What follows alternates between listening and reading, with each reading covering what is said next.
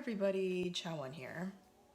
I didn't think that I was gonna make a video today, but something unusual happened, and I'll get to why it's unusual in a little bit. So you may have heard of Shane Gillis. Yesterday, he was fired, and he was fired for saying shit like this. All right, no one said anything. Let the fucking chinks live there, huh? What are you guys doing here? Get these ducks out of that window.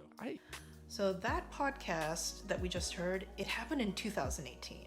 So it wasn't like 5 years ago or even 2 years ago. And then a couple of months ago, he said that Andrew Yang, who is one of the Democratic presidential candidates and polling at number 5, by the way, Shane said that Andrew Yang was a Jew chink. What's a Jew chink?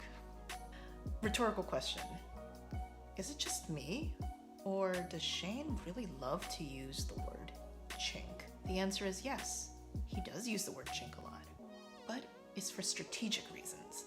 And he's very open about this, that when he's tested his material on the road in comic clubs all across the United States, using the word chink, it gets laughs with very little repercussions.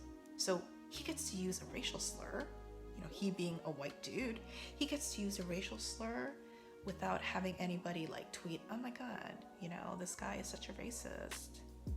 Canceled. So Shane gets the best of both worlds. He gets to have that label, that badge of honor that comics love, which is edgy. So he gets to be edgy. He gets to be fearless. He gets to be that comic who's not bowing down to politically correct speech. And this isn't anything new. Like, there's this archetype that's been going on since Shakespearean time, where the fool, the court clown, he's the one who, everybody laughs at him because he's doing cartwheels and he's making jokes and what have you. And then he's going up to the king and saying stuff like, hey, King Lear, you suck, you're gonna die, your family sucks, they all hate you. Anybody else says that and it's off with his head. So everyone's laughing at the clown when it's actually the clown who's the smartest person in the room. That's what humor does. But the thing is, it takes brain power, it's not about muscle power, it's about being smart, it's about having timing, it's about being able to read a room. It's a type of superpower. You get to do things that mere mortals are not allowed to do, which is to be truthful.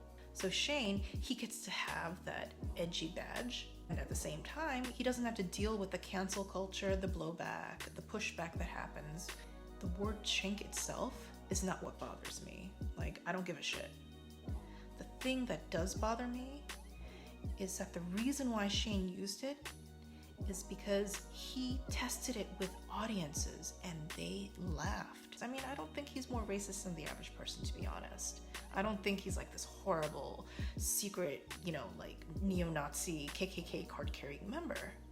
I think instead he's just reflecting back to us, Americans, what's really going on. And what's really going on is that people just think that Asians are an expendable, sort of like the other white meat. We're close enough to white people so that we can be hate upon and we can have the projections of other races on us, we can be the whipping boys. But it's safer to go after Asian people than it is to go after the real power, the real structures of white power. So Shane being called out and being fired, that's very interesting to me because people like you, they laughed. They weren't outraged. So I'd like us to be a little bit more honest about what's really going on when people are making jokes about Asian Americans or saying disparaging things, racist things about Asian Americans. Andrew Yang, when he heard that Shane had said that he was a Jew chink, he said, it's very hurtful to say that, but I'm willing to sit down and talk to Shane, and I don't think Shane should lose his job. I don't agree with Andrew Yang about that. I fully agree and support that Shane Gillis lost his job at SNL. But I do understand this concept of let's not be overly punitive to Shane. Shane is just a symptom of what's really going on in America. Having that conversation and opening up the dialogue rather than just being okay, let's just use him as a sacrificial lamb and then after that it's done, we got rid of the racist problem solve. That's not how it works. He's just a representation of hundreds, thousands of regular Americans who think that using certain racial slurs is forbidden, but others, racial slurs towards Asian Americans who are expendable, will just take it. That's edgy. Okay, that video turned out a lot heavier than I expected, and actually my phone, it fell down in the middle of my recording, so if shit looks weird, that's what happened. But thanks guys for listening to me.